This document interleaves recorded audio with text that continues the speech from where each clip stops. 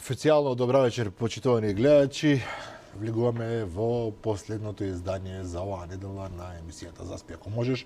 22:33 минути. Јас сум Драган Милосављевиć, низ најаве водам со колегата Горан Момировски. Неспорно Македонија по локалните избори влегува во повеќе слојна политичка, економска, би рекле безбедностна енергетска криза. Ќе биде многу интересно, многу комплицирано за тој што ќе треба да го замени премиерот Заев на неговата функција. Македонија се соочува со проблеми за кои што наистина ќе требаат луѓе со многу сенс, со многу чувство, со многу знаење и со многу авторитет за да ги средат, за да ги поправат колку што можат. На кој начин тоа ќе се направи, се разбира, останува времето да покаже, но ние имаме право да анализираме. За таа цел вечерва со нас е тука господинот Иван Величковски, политички лидер на Движењето за нова република. Добра вечер. Добра вечер, благодарам за поканата.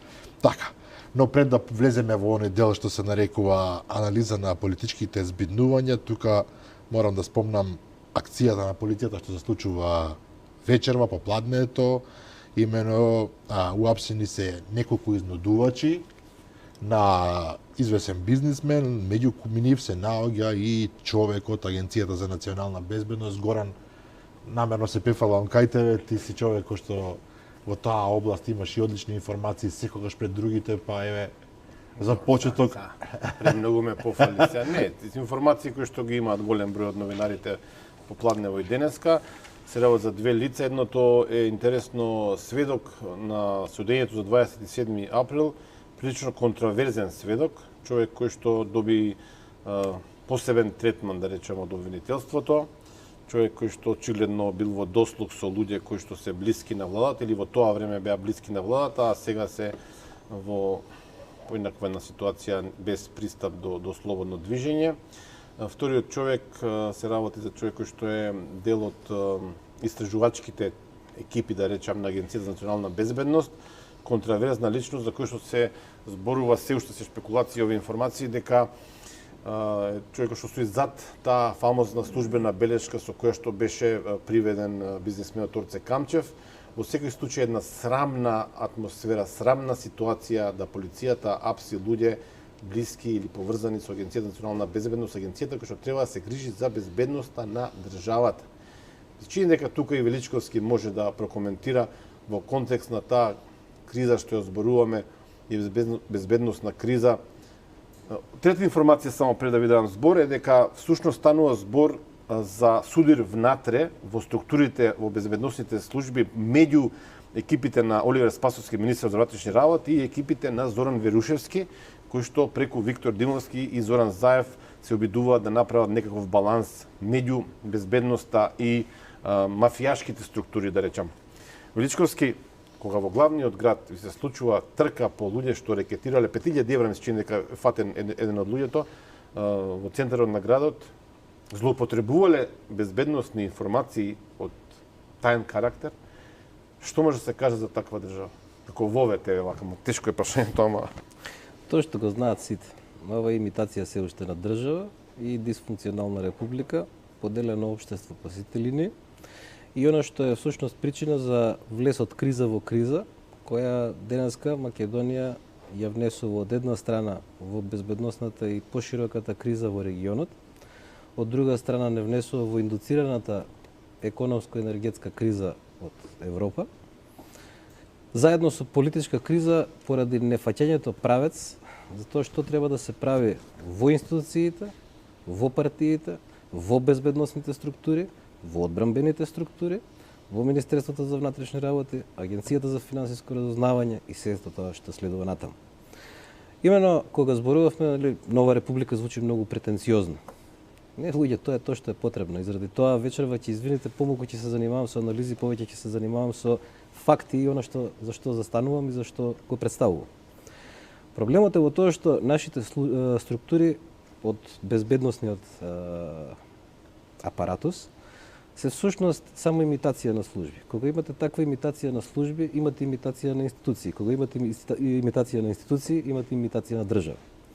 Не е ова прв случај. Значи, јас ќе ве потсетам дека кај нас практично најавата за овој тип на кризи доаѓа од еден многу фамозен рекет и од една еден телевизија, која сите заборавив. Луѓе кои што беа блиски до политичките раководства, или до политичкото раководство на владеачката партија на СДСМ, всушност се покажа дека се многу порозни на специфични влијанија, самите тргуваа со влијанија, самите вршеа притисок. Ние знаеме дека имаме нереформирано правосудство, не само судство, туку правосудство. Тоа сакам да ви рече, го заборавивме некако правосудство. Не го забораваме. Таа криза таму ми се чини најголема од сите. Не го забораваме затоа што тоа е дел од вкупниот пакет. Ќе ве потсетам дека 2016 зборував за генерален реизбор на судиите. Кој стигна ми се нафрли. Не заради друго. Јас ви гарантирам дека веројатно судиите 80% ќе бидат реизбрани. Ама оние 20%, тие се проблемот. И сега ќе поставам уште едно прашање, бидејќи директно ме прашавте, јас ќе ви одговорам со прашање на кое што и тројцата го знаеме одговорот. Зошто во Македонија трета недела никој не зборува за извештајот на Одборот за надворешна политика на Европскиот парламент во кој се бара Македонија заедно со сите други поранешни југословенски држави да ги отворат архивите на поранешните служби, со служба за државна безбедност, претходна УДБА и КОС, и да ги споделат, особено во делот на земјите членки на НАТО, Македонија, Црна Гора, од поранешниот југословенски корпус, зошто не треба да не ги споделат тие информации со своите сојузници? При што? Се зборува за европските земји членки, членките на Европската унија, Велика Британија и Соединетите американски држави. И тука само неколку луѓе во Македонија го спомнуваме тоа прашање. Вие сте практично првиот медиум кој што дава можноста да го отвориме тоа прашање јавно. Додека тоа не го отвориме, разни сомнителни лица со сомнителни кариери и со сомнителни досиеа може да носат значка и со таа значка, како гледате, да злоупотребуваат и позиција, да вршат и рекет, евентуално, значи така, во овој случај сега го дознавам од медиумите. И оно што е најбитно, зашто да не го завртиме кругот, да го затвориме со прашањето, а што станува со безбедносните сертификати од НАТО, кои што треба да го имаат и безбедносните служби, а богами и политички функционери. Кога сето ова ќе го ставиме на едно место заедно, разбираме дека имаме разбиен безбедносен апарат кој што не може да биде корисен ни за Македонија, ни за нејзините сојузници, односно за НАТО. Се надевам дека ви одговорив на прашањето. Да, можам и јас со контра прашање да одговорам, и тоа треба да го одговориме прашањето. Јасно е дека доколку се отворат тие архиви за кои што ни разговаравме во неколку наврати, планираме да направиме посебна емисија на таа тема, заради тоа што исклучително важно не само за безбедноста, за економијата, за гаранцијата на странските инвеститори, за рекетирањето што се случува во Македонија, за начинот на издавање на дозволи, за влијанијата на Министерството за економија кој што дава дозволи на пример за извоз на некои стратешки производи од Македонија. Значи има тука на широка лепеза на прашања кои што мора да се одговорат. Царината е меѓу другото. Имаме тука една ситуација која што е вака прилично јасна, но би рекол и нејасна. Дали некој од актуелните шефови или врвни босови на македонските безбедносни институции ќе се најдат во некакви матни атмосфери во тие архиви? Да не заборавиме, шефот на АНБ, Викторио Димовски, е човек кој што 30 години бил дел и околу службите, може би и повеќе. Да многу од нив ние се уште не знаеме дали или каква била нивната улога при повлекувањето на Југословенската народна армија. Зоран Верушевски, советникот за безбедност на премиерот Заев, е човек кој што исто така повеќе од 30 години бил во структурите, зборувам од средината на 90-тите години, 85-6 години, и учествувал во голем дел тие активности. На крај на крајшта, ако сакате, Павле Трајанов беше министер за внатрешни работи, човек кој што исто така беше од сумтемина, тогаш како херој, меѓутоа многу од нив своите мани ги криеле. Тие архиви што ги споменате вие, јас искрено мислам дека никогаш нема да бидат отворени, заради тоа што тогаш па дополнително ќе ни се распадне безбедносниот систем, кога ќе видиме кој се околу нас. Не може да се распадне тоа што не постои. Па не мора никогаш да не бидат отворени, веројатно ќе се почека уште известен број години со оглед на тоа дека 30 години поминаа од распадот на Југославија и од официјално затварање на оние служби. Може би ќе се почека уште 15 на 20, па ќе биде доволно за одредени луѓе природниот тек, нели, да ги однесе. Како и да е, оваа тема е премногу компликувана за да го задржи вниманието горе во право, ни требаат веројатно 2-3 емисии поред само за тоа да дебатираме. Меѓутоа, ако ми дозволи само уште една работа Добре. ми текна многу важна. Ние имавме атентат врз претседателот Киро Глигоров кој што се уште не е разрешен, а се споменува толку многу информации кои што досега барем тоа што ние сме го распрашувале, никогаш не биле расчистени. Кои биле луѓето на српската тајна служба на 8-миот кат на хотелот, на зградата на хотелот Бристол, за кои што е јавна тајна дека биле таму, биле сместени, тоа е спроти, нели, Амито, и македонските служби во тоа време знаеле дека тие луѓе биле присутни во Скопје. Но никој не зборува официјално. Сетете се, во тоа време по наредба на министерот за внатрешни се проверува гаражите кој каков песок има. Бугарите, албанците, па ВМРО, сите беа таргет, само на тие главни прашања никој не одговараше, а тие се јавна тајна. Проблемот е во тоа што и во делот, значи, на таа оперирањето со србите, и двете големи партии има една своја мана. Покрај тоа што многу лесно го поприма влијанието на српските служби, има па една желба да ги манипулираат србите овде и секој да се прикаже како поголем пријател, но во исто време и да си прави своји партнери, своји партии и слично. Еве го цехот денеска. И ќе видите дека и внатре во тој корпус на србите во Македонија имате поделеност. И таа поделеност колку е резултат на внатрешната состојба во Македонија, толку е резултат и на поделбите во општеството во Србија, кое сега многу интересно и интензивно се соочува и со своето минато, но и со својата сегашност политичка реалност, па тоа реперкуира натаму и врз Косово. Односно, во делот на Македонија и Косово, јасно е дека Србија за да ги одржи своите влијанија по стара југословенска линија овде, ќе се обиде секогаш што да го компензира или да го стави во дуе заедно со Косово. Но тоа е прашање на кое што нашата надворешна политика мора да одговори и мора да биде многу внимателна, а исто така да биде и многу децидна и јасна. И затоа Македонија мора да биде секогаш во двојна функција.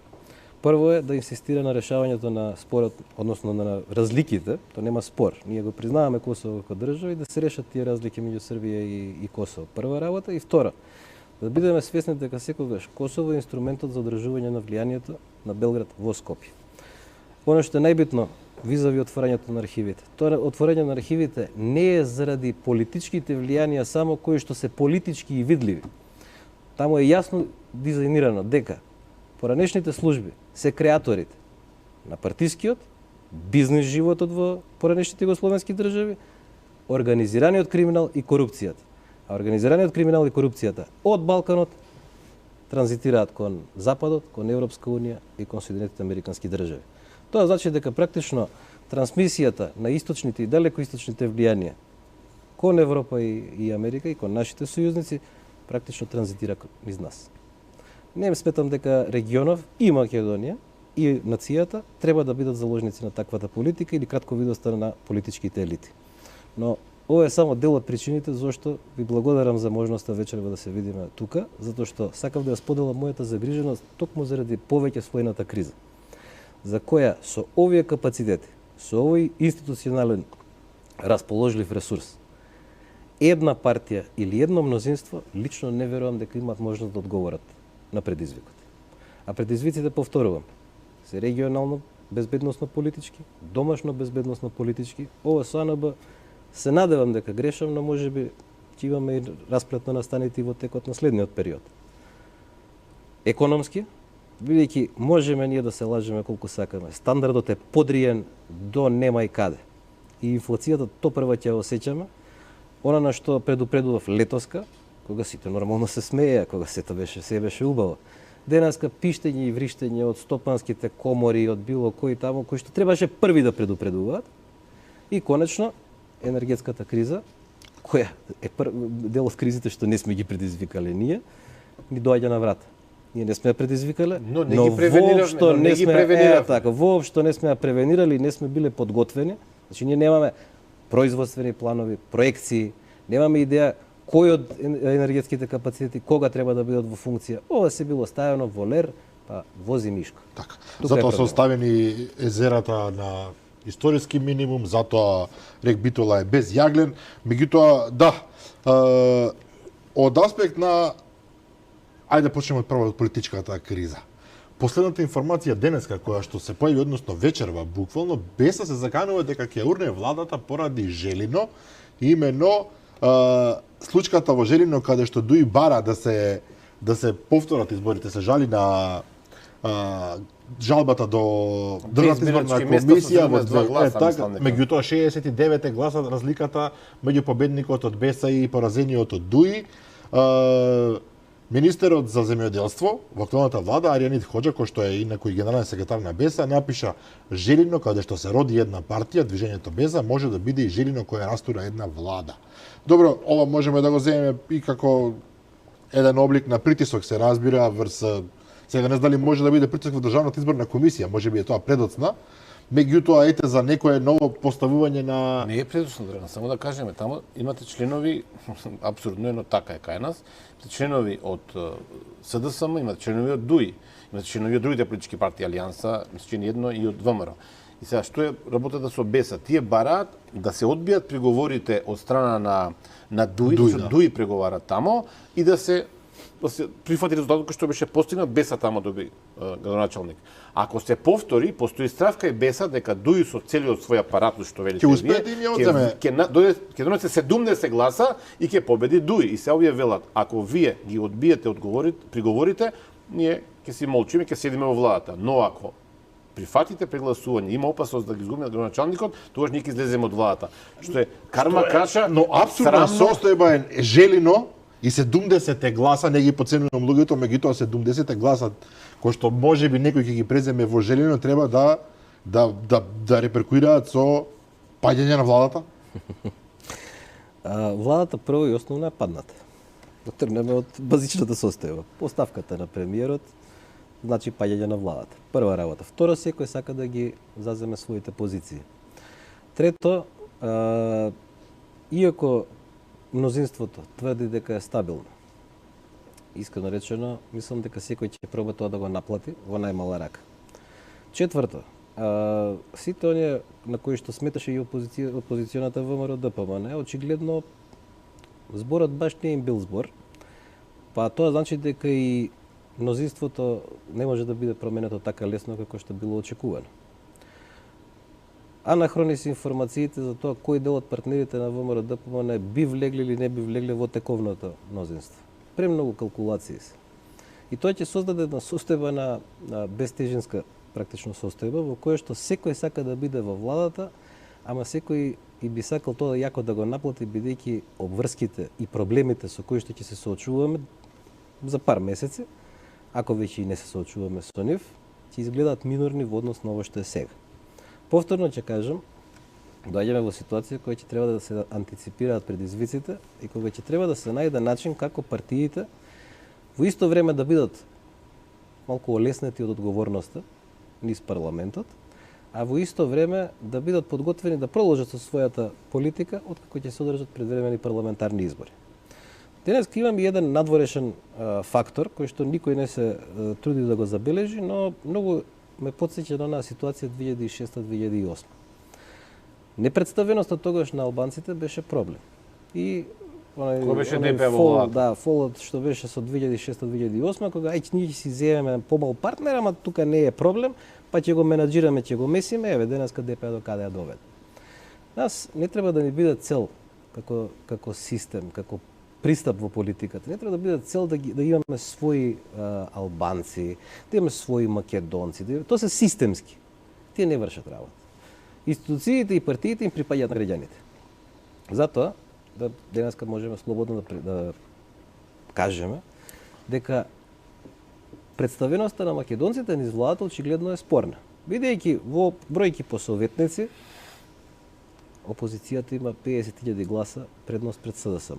Во вкупни бројки на сите коалициони партнери, власта води со 20.000 гласа. Значи, работите се премногу... Иако тамо се преклопуваат, са тука малце да бидеме прецизни. Така, секој си сака своја математика. Има сигурно 5-6.000 гласови што се на опозицијата. Во Шуторизари има 2-3.000. Се согласувам, но во оваа мешаница сите сакаат ќар, а никој не ќе одговорност. И тоа е нормално за партии кои што функционирале 30 години вака. Затоа сега е можноста за ресет, бидејќи секоја криза е голема можност. Сега е можност прво за ресет на мајндсетот. Имаме проблем со мајндсетот како да ги организираме институциите, бидејќи тие до сега се послаби од партиите. Така се случуваат и ова со АНБ, така се случува и Милион, Рекет, не знам Рашковски, не знам кого сакате наброите. Кого сакате наброите се афера до афера 30 години назад. Ова затоа... Но како што имало афери последниве година и пол, две, Величковски, вие сте долго време политиката, сте млад, немало. Имаше денови кога ние овде не можеме да постигнеме, да анализираме по 6-7 афери дневно. Ваков квантитет на афери, па и на интензитет на афери, мисля, че во ни една влада нема. Еве, ако сакате и така нека биде. Битно е дека ние немаме практично месец без афера во последниве 20 години, слободно кажете. И сето тоа е поврзано со една работа. Како да се јавнат јавните средства. Тоа беше главниот проблем, ако забележавте, ви имате денеска една минимална, како да кажам, излезност во однос на локални избори. Историски најниска. И оно што никој не го зборува, се едни 60.000 гласови на кои што навистина морам да им честитам. Луѓе кои што излегле и кои што рекле на ливчето, цак, цак, прешкртувам се, што значи дека тие сакаат да гласаат. Излегле надвор. Но немаат за кого. Но викаат, дечки, ова понуда што вие мислите дека е понуда, не важи. Второ, ние се занимаваме, сите забележувам, со калкулации. Кој на кого му сместил, како е во СД се случило, како во ВМРО правел овој, како во ДУИ правел оне. Океј, тоа е интересно, но тоа не е суштината на политиката. Политиката бара идеја и бара истрајност. Во даденава ситуација сите овие партии после локалните избори имаат идеја како да се задржат позициите. Ако може да се зголеми нешто и слично. Но немаат идеја како да ги решаваат и кои се приоритетните проблеми. Односно, иако ги идентификуваат, а сигурно ги идентификуваат, бидејќи секаде има паметни луѓе, знаат колку тоа не е опортуно. Затоа оно што го зборувам дека нас практично ни треба една влада за горење, ако сакате санациона влада, каква сакате кажете, и не знам навистина во кој формат. Можам да кажам каков треба да биде, но не верувам дека партиите во овој момент ќе бидат свесни дека само тоа е начинот. Да слушнеме која е вашата идеја. Тоа е многу едноставно. Таа санациона влада мора да ги опфати барем најголемите партии во собранието. И еве ќе кажам зошто. Менаџирањето на енергетската криза со овие расположливи ресурси што се во моментот тешко ќе оди. Сите ресурси со познавање во енергетската сфера, во областа на економијата, сите да ги ставиме на располагање, па едва ќе се извадиме. Прва работа.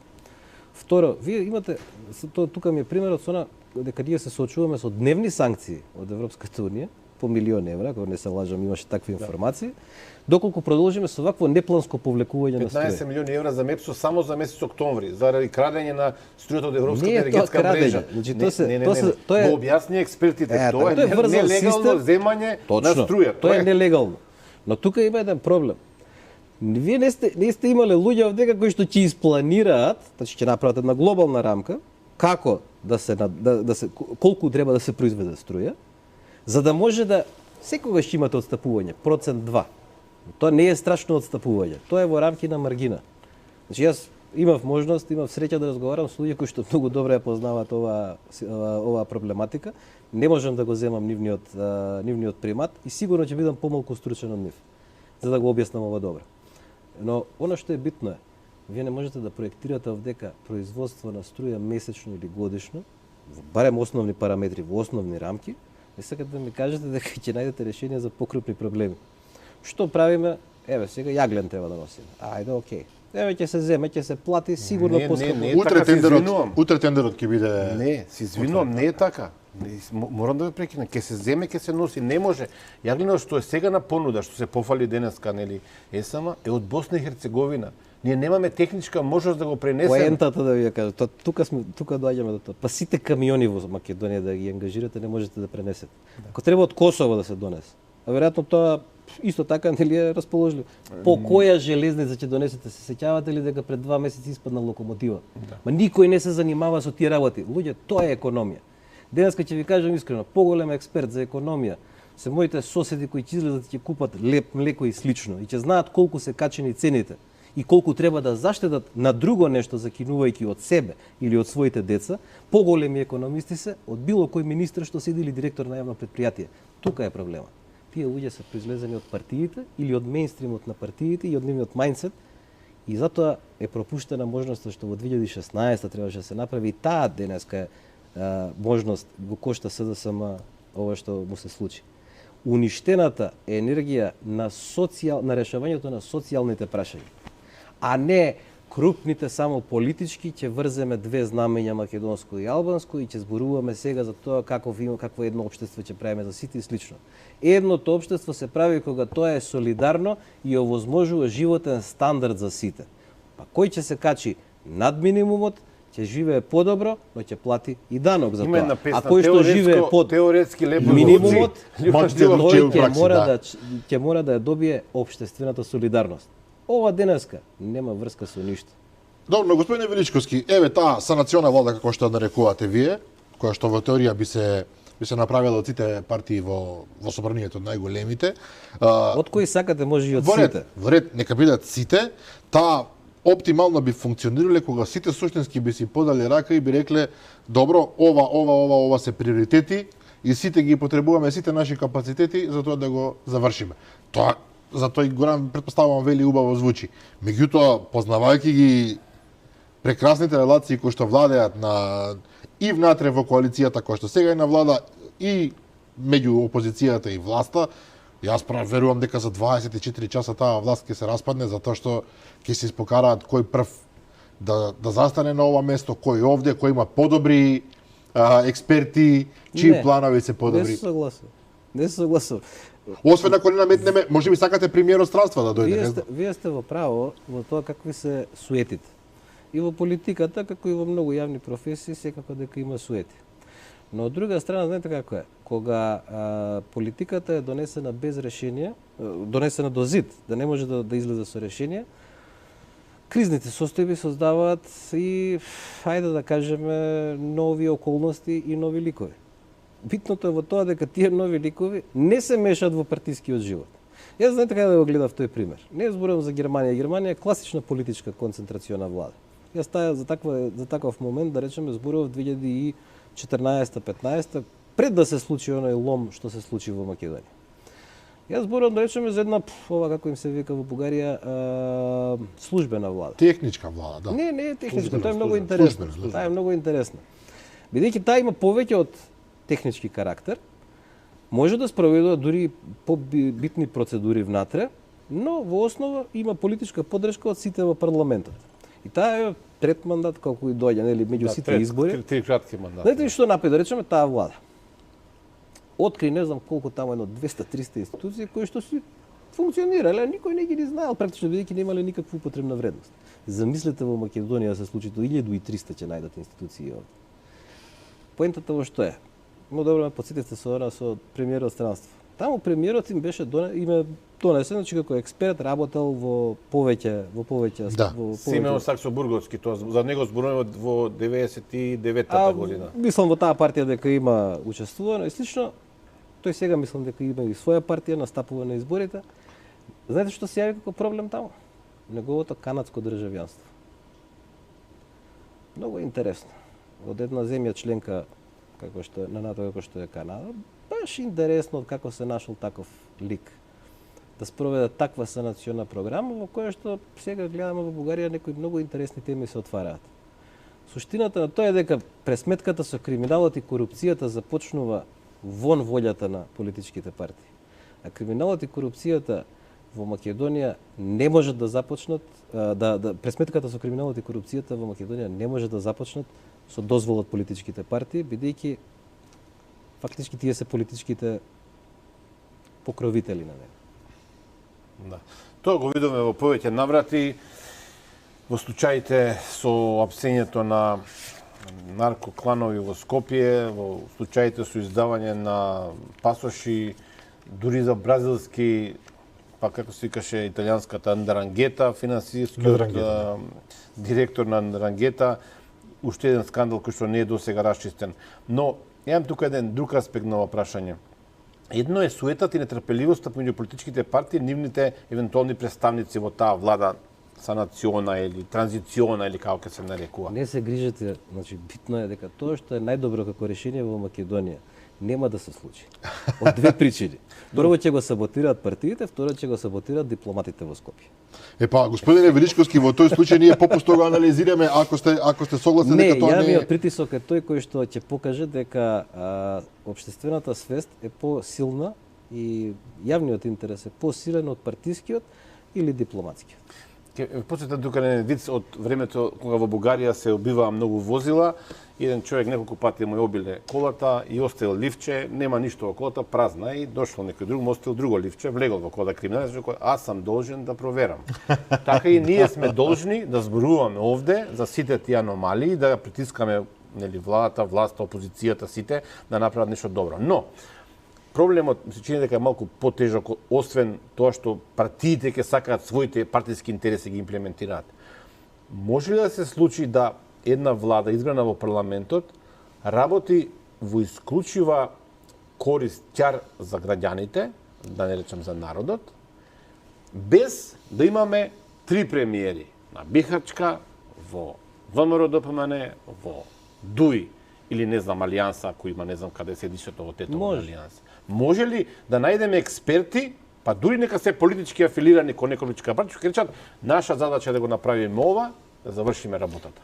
Прво, извинете, кој ќе го слушнам зборот експерт, страв ме фаќа, бидејќи од експерти до тука сме стигнати. Втора работа. Политиката е професија. Тоа значи дека тоа сепак мора да бидат луѓе професионалци. Во своите области, но треба да имаат политички сенс. Трето, да, може. Бидејќи на следните избори во Македонија ќе биде, нема да бидат во предност тие кои што имаат многу пари и многу мускули, пиштоли со себе и слично. Ќе биде предност тој што беа од средната класа, тој што е, ајде да речеме, од посиромашните слоеви. Затоа што до овде именно луѓето дојдено од фенси типчиња, кои што всушност политиката ја замислуваат како стекнување на средства за купување станови, скапи ручеци на државни сметки, државни коли и така натаму и така натаму. Чувството кое што го има просечниот македонски граѓанин е тоталната разочараност. 60.000 ги враќам назад. Тоа се луѓе кои што знаат што сакаат, но не го добиваат од оваа понуда. Второ, знаете, тие не сакаат да бидат мезе на популизам и демагогија.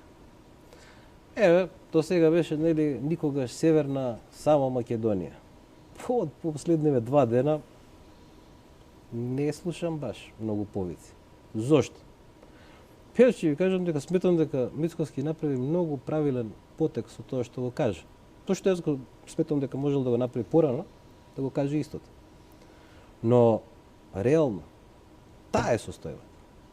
Реално сите кои што се удираат во гради, речки тоа е подпишаното. Дали ни се допаѓа, тоа е друга работа. И дали ќе го се обидеме да го смениме. Исто така е многу важен момент. Една работа ви да велите дека е реалност која што ние ќе оставиме, нема да се занимаваме со неа, друга работа е да работите на контекст во кој што ќе биде сменето. Јас ме гледате дека сум малце вака поаеродинамичен. Да, ослабени сте 13-15 кила. Благодарам, се надам дека ќе продолжам по патот. Се водам од една позната стара изрека, дека голем залак касни, голем збор не кажувај. Ќе застанам тука. Има други приоритети во моментот, а ова секако останува варијанта за која што можеме да зборуваме, но тоа може да биде само во договор со соседите, конкретно со Грција. Искрено речено, на тоа прашање во моментов не би му придавал голема важност, затоа што каква и да е, во Македонија луѓето имаат потреба од храна, да однесат дома, струја, да можат да ги запалат и телевизорите, ако сакате, за да можат еве вака да се продуховуваат и да се смеат малку, но и да чујат нешто, да ги загреат своите јадења повторно на струја во најголем дел. Фабриките имаат потреба да работат на струја, а при тоа треба да ги возиме, да ги пренесуваме нашите производи со, ако може, поевтина нафта, бидејќи секој од овие инпути за кои што зборуваме, цена на струја, цена на работна сила, цена на нафта, влијае на македонскиот производ. И ние цело време вртиме во тој круг. Нема политика без економија и обратно. Затоа ќе дозволите приоритетите да ги поставим. И при тоа, за кога ќе се постават таквите приоритети за санирање, За другото, како сакат после политичките партии може да тераат. Но она што е сега неопходно е да се спастриме барем 6 месеци да го издржиме првиот удар. Оваа криза не е енергетската не е предизвикана од нас. Ама за другите, бога ми сме си самите и тоа како виновни. Добро, и ковид кризата не беше предизвикана од нас, меѓутоа ние со нејзе се снајдовме Ужасно. на начинот како што се снајдовме, ужасно. Дозволете, јас ќе кажам, значи вие сте новинарите, се снајдовме ужасно и политичката цена на не постапувањето по одговорноста на министерот за здравство, Заев ја плати на овие локални избори, а исто така се одрази на целиот нивен, тока слободно можеме да го констатираме тоа. Тука доаѓаме до неделна одговорност. Ако смеете само, ако ми дозволите само да кажам нешто, ова е една многу интересна ситуација. Заев ја плати цената, се согласувам, а Филипче, министерот за здравство, доби награда на град Скопје и денеска прочитав една статија многу интересна во комисијата што одлучувала за наградата за Филипче. Инаку спорот овде е само за Филипче од една група од 10 лекари кои што навистина направиле извонредно важен хируршки или медицински, да речам, зафат. И се прашањето е зошто и Филипче бил ставен во таа екипа и зошто екипата која што гласала комисијата составена од 20 провернични советници на СДСМ во аеродром и во се чини кисела вода, од една пејачка која што лобираше на времето за референдумот, од некои луѓе кои што се апна се гледа дека се Социјалдемократскиот сојуз и сите тие луѓе сега се ставени во лоша ситуација да морале да гласат за Венко Филипче, човек кој што имаше лани 70%. И Зенко Малевски доби за животно дело, мислам. Животно дело, човекот кој што докторирал на изворите на американскиот империализам. Една феноменална одлука да му се даде на Денко Малевски, човекот што навистина се обидов пред некое време да ја најдам таа негова докторска дисертација, не може да ја нема никаде, очигледно е тајна. Ние сме земја на контрадикторности. Значи, денеска, да речеме, ги гледате мнозинствата во многу совети. Од една страна ги имате мнозинствата на СДСМ кои што се поприлично дивергентни на основа на практично непостоечка програма. Имате по друга страна, да речеме, мнозинство на ВМРО ДПМН со левица.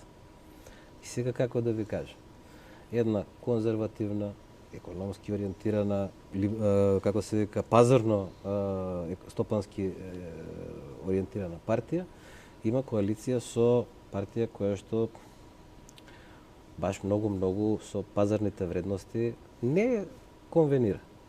Тоа се тие контрадикторности во кои идеологијата е отидена во бестрага, затоа што се е фрлено на дневна прагма.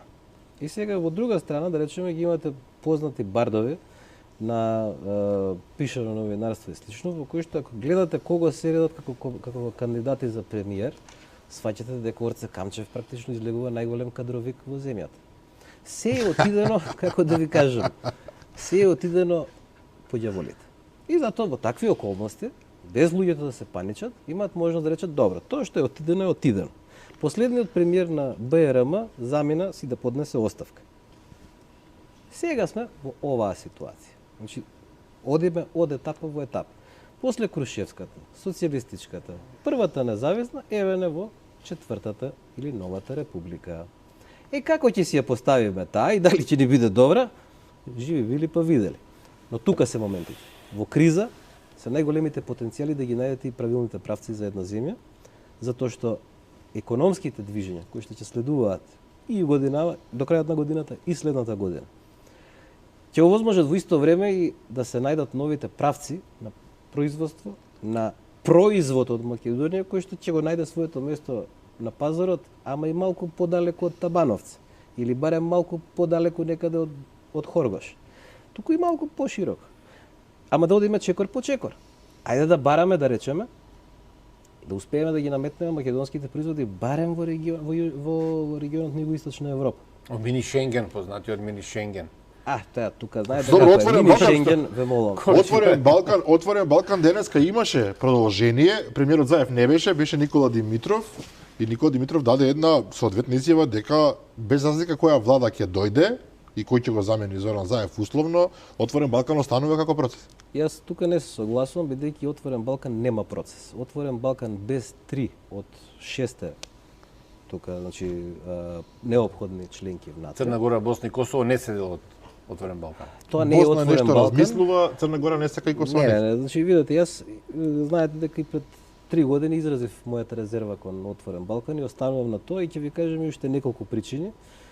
Прво, кажете ми, кои се собраниските заклучоци во Македонија, Србија и Албанија по ова прашање?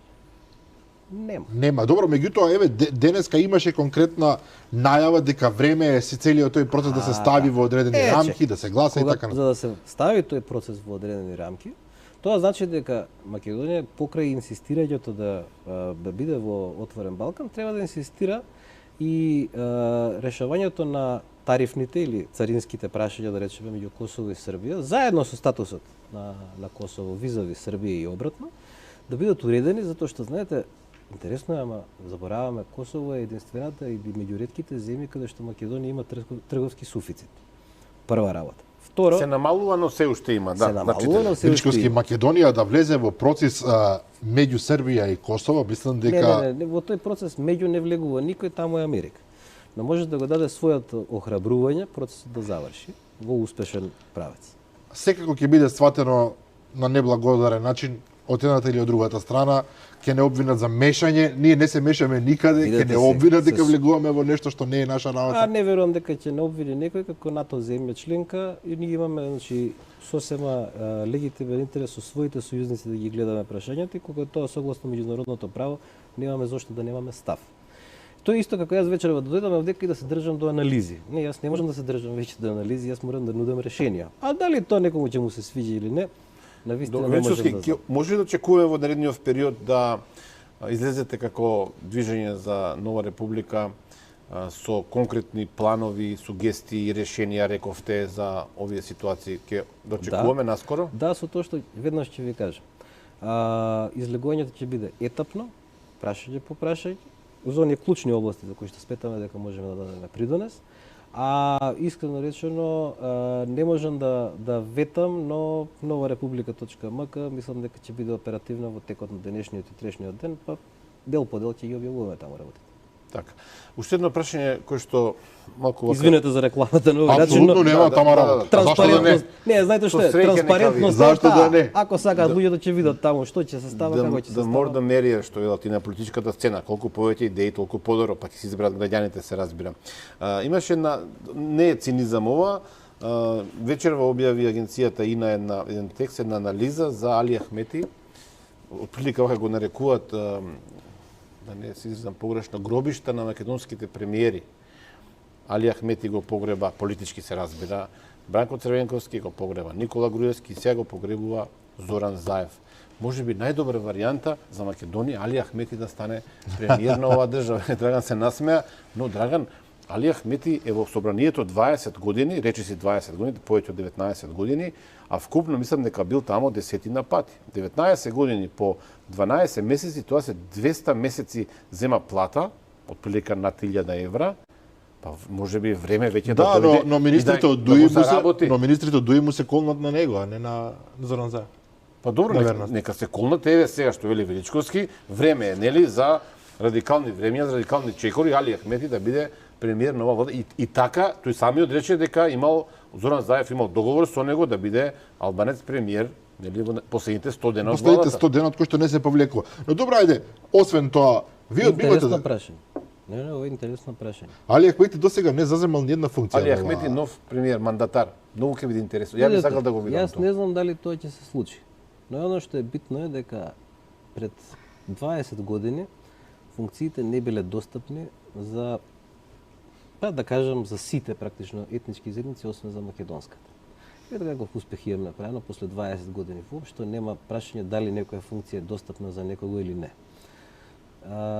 Кризите не направија да се разбереме малку повеќе дека националниот, еднаш ме прашаа дали е северно-македонскиот, го користам намерно во, како се века, иронично, или сметам дека како таков идентитет постои.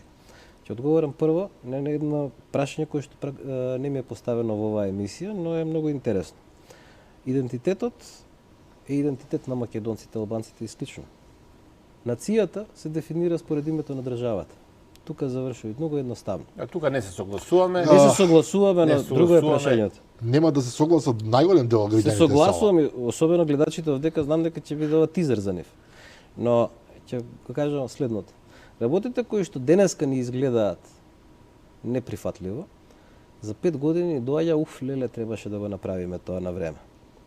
Полека, значи да ги гледаме работите напред, бидејќи политиката е гледање малку подалеку од она што е пред нас. Сега овде неминовно се прави паралела со изјавата на Лјупчо Ѓоргиевски од 2001 година, кога се залагаше преку одредени структури во МАНУ за подолба на државата. И долго време потоа Лјупчо Ѓоргиевски велеше да се поделеше тогаш Македонија. И јас и тогаш и сега тврдам, иако сме биле тогаш, значи сум имал можност да ги споделувам мислењата по ова прашање, сме биле на сосема спротивни позиции. Тврдам дека Македонија, ваква како што е со овие ресурси што ги има, едва и може да издржи.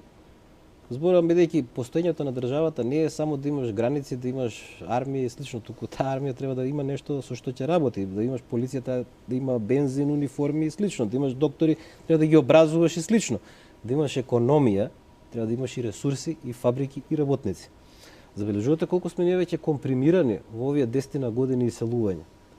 Значи нас ни се случува практично ние сме, ајде така да кажеме, сега под уште еден притисок од Европа. Првото беше, во делот на војните не беше крива Европа, туку беа криви самите создавачи на војните и апокалипсата на Балкана. Ние имаме намалување на работната сила поради иселувањето, со кое се компензира работната сила во Европа. Сега имаме индуцирана криза која доаѓа поради енергетските политики и енергетските состојби во Европа и кај нас. Забележувате како се намалуваме како број на продуктивно население. И уште потрагично, продуктивното население денеска е во администрацијата, бара, чаре како да биде дел од администрацијата по секоја цена. И на тој начин со своите плати го влече надолу буџетот, го влече надолу стандардот и сопствениот и на целокупната заедница. Од тука ние немаме проблем со тоа колку работат, немаме проблем само со тоа колку работат во администрацијата. Што работат и колкава администрација нас не треба или колку луѓе треба да го најдат своето место на пазарот на труд, во производството и во приватниот сектор, на крајот на криштото, во услугите. Немаме таква проекција. Имаме стопанска комора која ќе почне леле, па ќе биде тешко. Така е, другари. Ќе биде тешко. Знаевме пред 6 месеци, знаеме и сега, знаеме и утре дека ќе биде така. Но кажете ми вие, како е можно, ајде ако сакате Косово да има повеќе инвестиции, домашни инвестиции, без да има стопанска комора, ама во Македонија инвестициите домашните, а и странски не се замашала, да ги нема, со сите стопански комори што ги имаме. Друго е проблемот. Она за што зборувавме претходно во делот на каде е окупацијата на јавниот збор, економијата и политиката. Посејана пред 30 години. Да имам пари, како што немам, никогаш не би инвестирал во Македонија, заради тоа што оваа држава не е само фиктивно 111-то место на листата на Transparency International за корупција.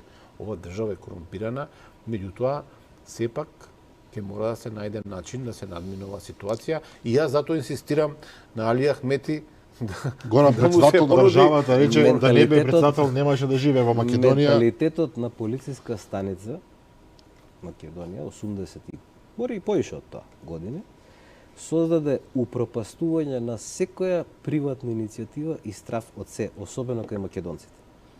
Албанците, турците се поштедени од тоа бидејќи беа принудени на емиграција. И не само тоа, беа надвор од системот, мора да преживува. Па тоа е тоа, кога ги држите надвор од системот, беа принудени на емиграција. Душата ќе им излезе сега кога ние македонците ги внесовме во самоуправна матрица и тие да се занимаваат со администрација. Што да ви кажам? Ма затоа велам ја, не е шега. Али Ахмети за премиер и човекот да ги решава реалните проблеми на целата држава. Не само на стотина илјади клиентелисти, негови членови или согласачи на партијата, да земе и да ги реши проблемот и со јагленот во рек Битола. Не само да се бараат етнички права и некакви работи кои што припаѓаат само на една категорија на граѓани. Да го реши проблемот со оризопроизводителите во Колчани. Реши проблемот секаде. И навистина би сакал да го видам тоа, искрено. Јас го разбирам ово прашање како многу искрено и мислам дека отварате многу добра тема. И практично сега можеме да зборуваме за сите прашања дека се на маса. Не гледам причина зашто да не зборуваме на тоа. Значи, освен Гордан Ѓорѓиев кој што одби, денеска рече дека нема. Се вратиме на Се тоа, вратиме да. по рекламите. Па, Ајде, значи, добро. почитувани гледачи, овдека бараме кратка пауза за реклами, разговараме со Иван Величковски, политички лидер на Движењето за Нова Република.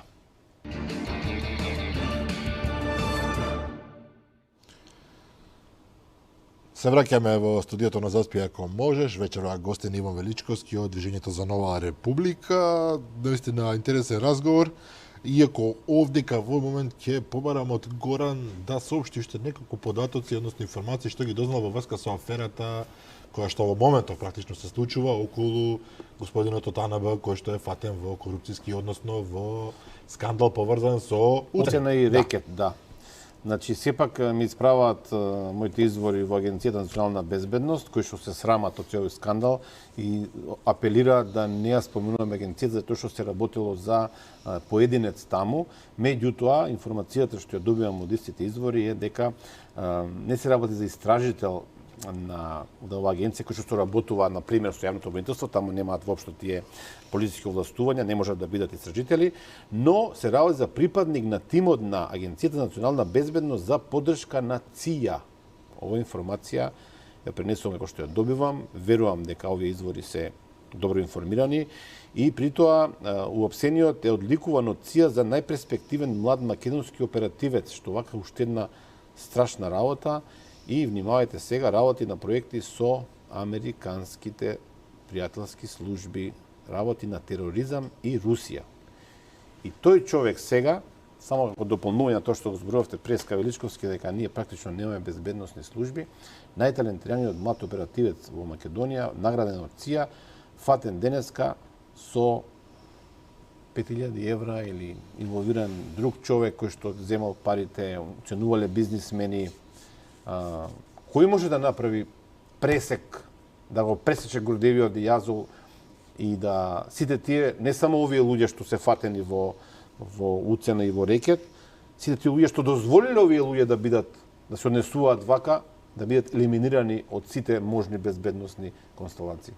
Ќе направам само две огради на информацијата што ја давате. Прво, има игранки за кои што не знаеме се до каде е што е. Прво, второ, верувам дека имате кредибилни извори, но ајде да причекаме, нели, малку ќе ми дозволи таа политичка коректност. Така. Кој ќе го направи пресекот? Тие што немаат обврски. Значи, ние имаме перманентно ништење овде, токму заради старите инсталации, на сите оние кои што имаат реален прозападен курс, кои што имаат реална евроатлантистичка ориентација, а евроатлантизмот, да речеме, во Македонија го застапува така наречениот Евроатлантски совет. Отворете внатре, да го видите составот, многу интересен и индикативен. Затоа, кога зборуваме за овие прашања, треба да се направи селекцијата на оние кои што не должат никому ништо и немаат многу за што да бидат притиснати. Уценувани, рекетирани, ставени во заложништво. Гледате каква санација е потребна. Имаме такви луѓе? Мислите дека имаме доволно такви луѓе? Имаме, но тука се две работи. Тоа се луѓе кои што биле подценувани, газени, медиумски, економски, како сакате, партијашки и сето тоа, и кои што успеале да издржат. Тие, богами, треба да бидат наградени со медал за издржливост.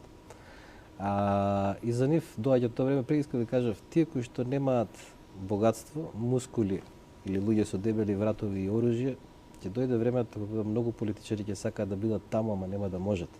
Бидејќи ги имаат. Не сакам да ширам своите... песимизам, само уште една информација што е поврзана со Агенцијата за национална безбедност, чисто за да се види каков е катастрофален системот кој што сме го поставиле како држава. Се работи за човекот што ќе го наследи Билал Касами на позицијата пратеник во собранието. Билал Касами е само началник на Тетови, влегува по него, тој е на листата на Социјалдемократскиот сојуз. Информација дека тој човек како кандидат за пратеник во тоа време вработен на 43 години во Агенцијата за национална безбедност, се работи за гостиварецот Драголюб Филиповски Даци, чието е прво вработување на 43 години и тоа во Агенцијата за национална безбедност. Според барањата на Европската унија, приносувањето на законот за АНД е во неа да нема партиски инсталации. За жал, човекот со прекардаци, вработен таму. И сега луѓето што треба да дојдат да пресечат, ќе се соочат со партиски кадар, овој човек се ќе оди како пратеник, нели, што е апсурд сам по себе, но ќе се соочат со други десетици, 20, 30 луѓе кои што чисто шеф ќе биде Зоран Заев, Вице Заев, Оливер Спасовски така натаму. Или од другата страна не е важно. Спомнав менталитетот на полициска станица. Македонија е долго време проектирана како полициска станица, која што треба да бидат или гранична караула, ако сакате, на поранешна Југославија, која треба, секогаш македонците треба да ги држи антагонизирани кон албанците и кон бугарите. Од која причина? За да се одржи сигурноста да биде на едно јужно крило на одбраната на СФР Југославија. Проблемот на креаторите на ваквите кадровски политики е што тие не можат да се помират дека 30 години таа држава не постои. Парадоксот е дека службите на таа држава е надживеале државата што самите ја упропастиле. Тоа е посебно прашање. Но повторно ќе ве вратам на она каде ние припаѓаме, НАТО, се стремиме кон Европска унија и при тоа не идеализирам. Далеку е дека е тоа нешто перфектно. Но е најдоброто од тоа што ни на располагање и свесно сме го избрале тоа. И можеме да дадеме придонес. Со пресекување на ваквите јазди за почеток. Добро, позната таа изрека дека е најдобро од понуденото, меѓутоа се чини дека тие не сакаат нас, барем во случајот со Европската унија, за жал морам да признам. Воопшто не треба да бидеме, не знам, идеалисти или да кажеме дека леле како емотивни. Напротив, мислам дека треба да го искористиме временскиот прозорец што се отвара. Сега е познат window of opportunities. Добро. Кога веќе не е Windows of Change. Wind of Change заврши пред 30 на години. И потенцијалот на координирана бриселско-вашингтонска операција да го искористиме, при што тој треба да го искористиме за да влеземе во имплементација, адекватна имплементација на договорот со Бугарија и истовремено да имаме влада која што ќе биде внимателна кон етно спецификите на македонскиот народ, затоа што мора да бидеме свесни дека секој напредок не значи во исто време дека ќе ни биде сосема драг во она што ќе го откриваме на патот во движењето кон Брисел. Прво и основно во тоа колку имаме самите потфрлено во изминатите 30 години. Дали очекувате вие дека НАТО сериозно ќе ни довери нам информации од некаков таен карактер? Не. Со сите овие скандали ни го фатија војното аташе во НАТО. Ве молам, ние имаме ерменската афера за која што сите заборавија. Проблемот е на краткото паметење. Но краткото паметење го форсираат луѓе кои што имаат потреба од упросечување овде на јавното мислење. За да можат да ги газат и да ги елиминираат сите оние кои што може да донесат промена и да ги држат нивните деца или децата на нивните деца на функција. Така. Втора работа, вие заборавате уште еден предизвик што го имаме. Дали сте свесни? Сигурно вие сте свесни, но јавноста треба да се потсети дека од следната година Македонија треба да биде претседавач со ОПСЕ. Да. Со ерменска афера и со оваква купус Агенција за национална безбедност, не би сакал да размислувам за потенцијалите председателството да го изгубиме. Овдека, бидејќи ме влечете малку вака со тајните служби, со нивниот придонес, односно со нивното практично креирање на политиките во Македонија, иако не знам колку години помина од распадот на Југославија, вие велите треба да се појават нови ликови, луѓе кои што били на маргините и кои што треба да се соочат со нив. Сега прашањето е, ако тие служби некаде на почетокот на 80-тите години веќе знаеле, биле свесни дека Југославија ќе пропаѓа и први се подготвиле, па затоа први произвеле тајкуни, први произвеле нов систем, први се прилагодиле, значи таа таква могна организација која што согласно можеби ја упропастила тогашната Југославија и се уште контролира кај нас еден куп процеси, предпоставката е дека се и сега доволно мокни, доволно снажи да го предвидат тоа што вие го кажувате, па веќе да имаат смислена одбрана од... Нема потреба да го предвидуваат, тие го имаат системот на располагање.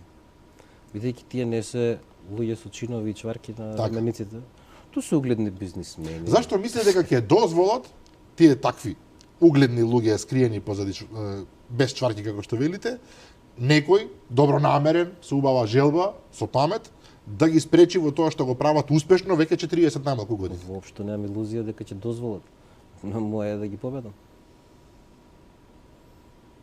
Добро. Во драмска пауза вака делува малку. Па не чекав, викам, не знам што. Ми изгледате вако го. Прилично сериозно ова делува. Значи, ни пристои и вам како политички кој што се враќа на политичката сцена и нам како новинари кои што занимаваме со овие проблеми, ни предстојат жешки денови. Македонија е една од ретките земји, например, да споредиме со Бугарија и Србија најмалку, каде што во пресметката со подземјето и во времето на Борисов и во времето на Милошевиќ и подоцна и Џинџич имаше, да не речам стотици, но десетици мртви луѓе и од страна на луѓето кои што се обидува да задржат тој примат на безбедносните служби врз политиката, врз економијата, но и од другите, од честните луѓе, да речем, кои што сака да ги променат државите и Бугарија и Србија, како пример ги земам. Кај нас некако како никогаш да немало капацитет да воопшто да почне таа војна, како однапред битката да е за една од страните изгубена и завршило, да речам, кулминацијата завршила на таа битка. Тоа дали е добро или лошо не можам да проценам.